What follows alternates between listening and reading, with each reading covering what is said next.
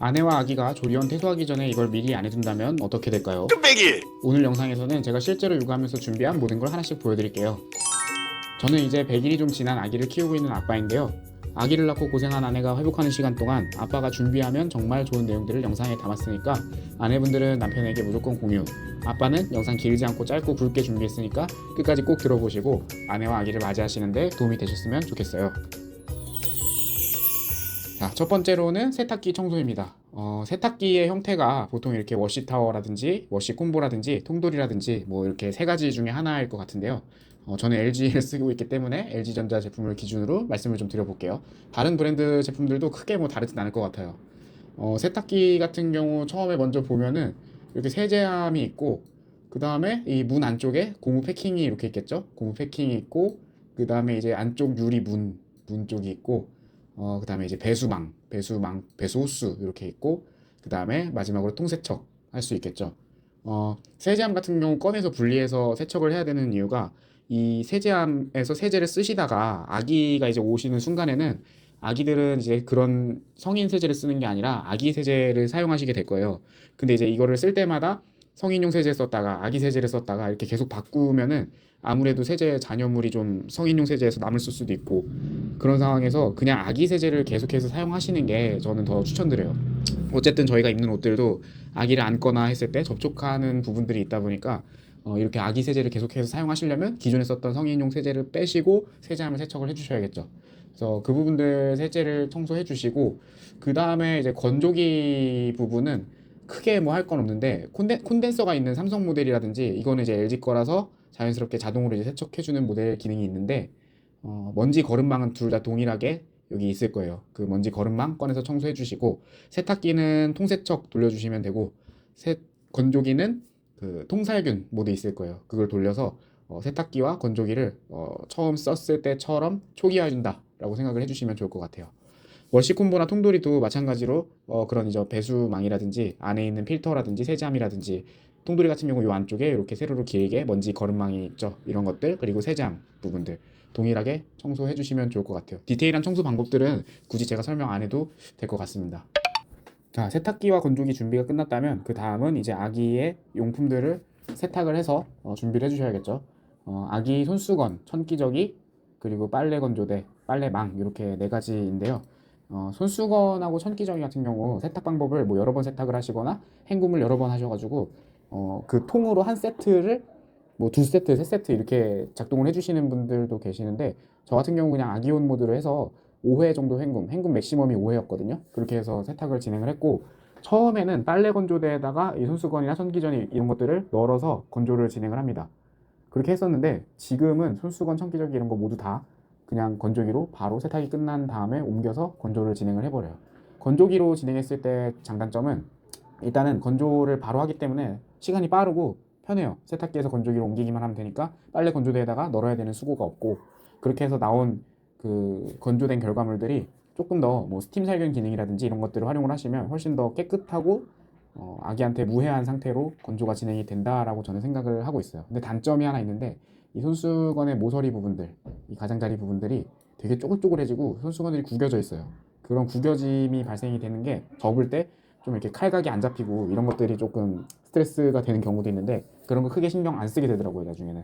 그리고 빨래 건조대 이렇게 널다 보면은 이 건조되는 시간 동안 뭐 미세먼지라든지 뭐 외부의 오염원들이 닿아서 오히려 더 오염이 될 수도 있고 간혹 뭔가 습한 환경에서 말린다든지 하면은 건조를 다 했는데도 냄새가 좀 나는 경우도 있습니다. 그래서 저는 건조기를 그냥 돌리는 거를 추천을 좀 드리고 있고 빨래망 같은 경우 아기 옷을 세탁하거나 뭐 할 때 옷감에 손상이 되지 않도록 사용해 주시는 분들이 계시는데 저는 이제 아기 옷을 뭐 성인의 옷하고 같이 세탁을 하는 건 없기 때문에 딱히 따로 빨래망을 사용해서 세탁을 하진 않습니다. 근데 아기 옷이나 손수건이나 이런 것들이 손상이 좀 걱정이 되신다라고 하신다면은 빨래망 사용하셔도 좋을 것 같습니다. 다음은 아기 침대입니다. 아기 침대 같은 경우 이렇게 그 바닥에서 좀 떨어져 있는 형태의 원목이나 플라스틱 소재를 활용한 침대들이 있고 바닥에서 사용하는 저상형 침대 유형 요 세 가지 유형 중에 한 가지를 사용하실 것 같은데요.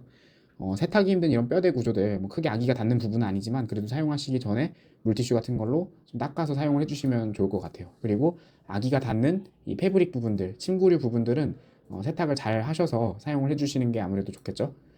이렇게 아기 침대 같은 경우, 저 같은 경우는 아기 침대를 그렇게 오래 쓰지 않았어요.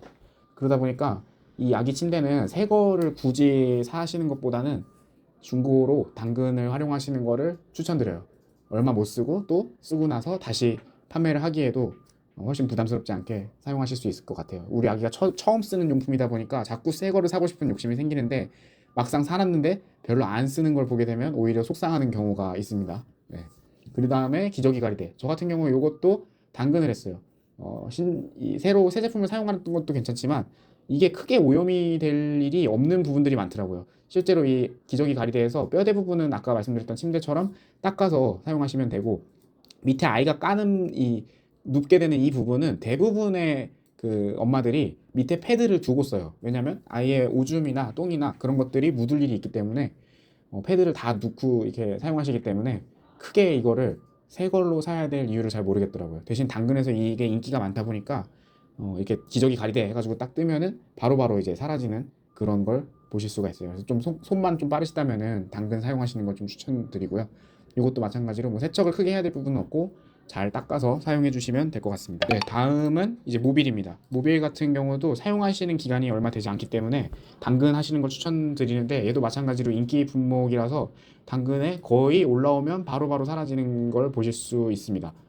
그리고 역류 방지 쿠션 같은 경우는 크게 있어도 되고 없어도 되고 하는 품목이긴 한데 이게 사실 뭐 역류 방지의 기능을 한다기보다는 저는 이제 아기가 이제 모비를 보거나 할 때 그래도 조금 푹신한 곳에서 눕혀서 봤으면은 좀 편해하겠다라는 생각이 들어서 요거를 구매를 결정을 했고 요 부분 있죠. 이 부분이 아기를 잡아주는 부분인데 100일 된 저희 아기도 이 모비를 봅니다. 근데 이제 100일이 되다 보니까 움직임이 활발해져서 이게 꼼지락꼼지락 거리다가 떨어지는 경우가 있어요. 근데 그거를 방지해주기 위해서 이렇게 잡아주는 기능이 있다라고 보시면 되고 이 모비를 역류 방지 쿠션에 눕혀서 보여주면은 그래도 되게 몇십 분 동안은 잘 보고 얌전히 있을 수 있는 그런 효과가 있습니다. 네, 다음은 바구니 카시트, 신생아 카시트입니다.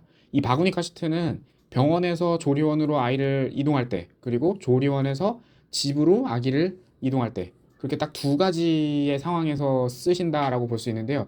이 바구니 카시트가 생각보다 그렇게 막 엄청 완성도가 높고 대단히 막 안전해 보인다라는 제품이 그렇게 많진 않아요. 그래서 이거를 주변에서 받거나 뭐 당근에서 무료 나눔을 통해서 얻으셨다라고 한다면 그냥 쓰시면 됩니다. 근데 이거 바구니카 시트 설치하실 때 아시겠지만 그 시트에 고정을 하는 게 안전벨트를 풀어서 거기를 걸쳐서 끼워서 그냥 이렇게 좀 단단하게 고정하는 게 아니라 그냥 잡아주는 느낌이거든요. 그래서 이게 그렇게 안전하다라고 저는 생각이 잘 안 드는데 그렇다 보니까 바구니카 시트를 무료 나눔을 통해서 얻거나 주변에서 받지 못하신 분들은 차라리 신생아 카시트를 쓰시는 게 좋다고 생각합니다. 신생아 때부터 보통 4살까지 4살까지 쓸 수 있는 경우에 그 카시트가 많이 있기 때문에 처음부터 신생아 카시트를 준비하실 수 있는 그 시간적인 여유가 되신다면은 이걸 준비해서 장착을 하셨다가 안전하게 쓰시는 게 훨씬 더 좋다라고 저는 생각이 들고 이 안에 이너 시트라는 게 있는데 아이가 조그만 때 그 쓸 수 있는 이너 시트를 같이 줘요. 그래서 이 이너 시트를 썼다가 아이가 크면은 이너 시트를 빼면서 4살까지 쓸 수 있게 되는 그런 원리라고 볼 수 있고 네. 그래서 신생아 카시트를 설치를 미리 해두시는 거를 저는 조금 더 추천을 드립니다. 네, 다음은 맘마존이라는 건데요. 말 그대로 우리 아기가 먹을 맘마를 준비하기 위한 공간이라고 생각하시면 됩니다. 보통은 이 맘마존에 분유 포트, 젖병 소독기, 젖병 세척기, 젖병 쉐이커 정도를 가져다 두시면 거의 뭐 완벽한 준비가 되었다라고 보실 수 있고요. 그렇게 했을 때 첫 번째로 이제 분유 포트의 종류가 크게 두 가지가 있습니다. 이렇게 주전자 형태로 이렇게 손으로 잡아서 따르는 분유 포트 일반적인 형태가 있고 정수기처럼 이렇게 물이 나오는 출수형 분유 포트가 있습니다. 온도를 설정하고 작동을 누르면 정수기처럼 물이 나오는 구조예요. 그런데 저는 개인적으로 출수형 분유 포트보다 이런 주전자 형태의 분유 포트를 좀 추천을 드리고 있습니다. 왜냐하면 출수형 분유 포트 같은 경우 아무래도 정수기 형태다 보니까 이 물이 들어가는 물이 나오는 출수구 이런 것들이 존재하게 되는데 이게 명확하게 세척이 얼마나 되는지 또 내가 세척을 할 수 있는지 안에 어떻게 생겼는지 안에가 오염이 됐는지 확인이 불가능한 구조다 보니까 요즘 나오는 정수기들 같은 경우 내부 관살균이라든지 출수구 살균이라든지 이런 것들이 자동으로 다 진행되는데 얘는 그런 기능까지는 없어요. 그래가지고 저는 이런 부분에 있어서 조금 미심쩍기 때문에 분유 포트가 그래도 제가 세척을 완벽하게 할 수 있는 구조다 보니까 저는 이 분유 포트를 구매했고요. 그 다음에 이제 분유 쉐이커. 요거는 이제 이 젖병을 옆으로 이 분유 쉐이커가 계속 돌려줘요. 계속 돌려주는 구조인데 요걸 두시면은 흔들어서 섞는 것보다 공기도 조금 덜 생기고 손목도 조금 더 보호가 될 수 있고 조금 더 편하게 분유를 제조하실 수 있다라는 장점이 있습니다. 이거 분유를 수유하시는 경우에만 좀 해당되는 내용인데 모유 수유하시는 경우에는 이런 것들이 필요가 없겠죠. 근데 저도 모유 수유를 저희 아내가 모유 수유를 하고 있는데 이 분유 포트를 그래서 단 한 번도 쓰지 못했습니다. 네, 다음은 젖병 세척기입니다. 이 젖병 세척기 같은 경우 손으로 젖병을 세척하는 게 좀 힘드실 것 같으면 추천을 좀 드리는 경우입니다. 젖병을 그 모유 수유를 하시는 분들은 크게 젖병이 많이 소요가 되는 경우가 없습니다. 사실 유축을 해서 그 유축했던 모유를 수유하는 경우에만 젖병을 사용하기 때문에 많이 쓰지 않는데 분유 수유를 하시는 분들은 젖병을 생각보다 많이 사용하시기 때문에 이 젖병 세척기가 있으면 일일이 손으로 세척하는 것보다 훨씬 도움이 된다라고 하시더라고요. 그리고 그 세척된 젖병을 이제 젖병 소독기에 넣게 되는데 국내에서 이 젖병 소독기 2대장이라고 볼 수 있어요. 폴레드라는 회사의 제품과 유팡이라는 회사의 제품 이렇게 두 가지 제품들이 있는데 요거는 뭐 비교를 해보셔서 어떤 사이즈의 형태가 우리 집에 그 이 소독기를 둘 공간에 맞는다든지 혹은 나는 뭐 세로로 긴 게 좋다든지 이런 취향에 따라서 선택을 해주시면 좋을 것 같아요. 뭐 기능상의 큰 차이는 없고 둘 다 마찬가지로 젖병을 건조해주고 살균 소독까지 해주는 기능을 해주는 장치라고 생각하시면 좋을 것 같습니다. 네, 그렇게 설치가 끝났다면은 이제 그 세척된 젖병들을 이렇게 젖병 소독기 안에다가 이렇게 차곡차곡 넣어주시고 젖꼭지도 이렇게 넣으시고 뭐 이런 식으로 수납을 해주시면 됩니다. 이게 꼭 젖병 소독기라고 해서 젖병만 들어가는 게 아니라 여러 가지 들어가요.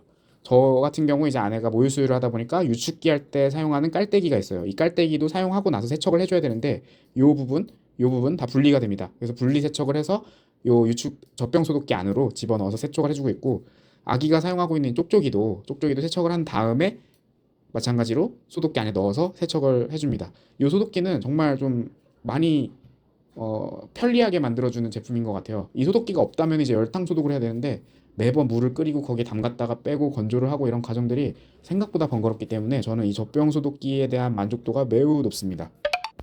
네, 다음으로는 세면대 아기수전. 세면대 아기수전은 기존의 세면대 필터랑 뭐가 다르냐 하면은 이렇게 방향이 좌우, 위, 아래 양쪽으로 이렇게 모든 360도로 다 원하는 방향으로 물줄기를 쏴줄 수 있는 게 장점이라고 설명드릴 수 있겠습니다. 그냥 방향만 바꿔주는 수전보다는 필터가 좀 장착되어 있는 제품들을 사용하시는 걸 권장을 드리고요. 저 같은 경우는 이 제품의 필터가 좀 제품이 좀 투박하고 좀 크긴 한데 염소 제거 기능까지 있는 제품이라서 저는 이 제품으로 선택을 했습니다. 그 밖에 뭐 주방에 있는 싱크대 수전 필터라든지 샤워기 필터라든지 이런 것들은 기본적으로 좀 구비를 해주시면 좋습니다. 아무래도 아기가 직접 닿지는 않더라도 뭐 아기의 목욕물을 받는다든가 하는 경우에도 필터를 거친 물을 사용해 주시는 게 아기한테 좀 더 좋겠죠. 네, 마지막으로는 온습도계와 체온계입니다. 온습도계 같은 경우 아기의 컨디션에 따라서 뭐 아기가 태열이 있다든지 뭐 기침이나 콧물 증상이 있다든지 이런 것들을 체크할 때 중요한 지표가 되기 때문에 온도와 습도를 항상 체크해야 하는 부분이 필수적이다 보니까 저는 아기가 생활하는 거실이나 방이나 공간마다 하나씩 배치를 해두고 있는 편이고 수시로 체크를 해주는 편입니다. 그리고 체온계. 체온계는 이제 아기가 열이 나는 상황이 있거나 할 때 체크하기 위해서 필요한 건데요. 비접촉식 체온계가 있고 접촉식 체온계가 있습니다. 접촉식은 이렇게 귀에다가 넣어서 체온을 측정하는 방법이고 비접촉식은 여기 센서가 있어서 아기랑 일정 거리를 좀 둔 채로 좀 떨어진 채로 측정을 하더라도 온도가 측정이 되는 구조입니다. 이 두 가지 중에 마음에 드시는 걸 골라서 사용하셔도 될 것 같은 게 저는 비접촉식 쓰고 있는데 이게 아무래도 접촉보다는 좀 정밀도가 떨어지지 않을까 걱정을 했는데 크게 나쁘지 않더라고요. 그래서 큰 오차 범위가 크지 않기 때문에 저는 비접촉식 체온계를 현재 사용 중입니다. 오늘 준비한 내용은 여기까지고요. 다음엔 더 알찬 내용으로 준비해 보겠습니다. 감사합니다.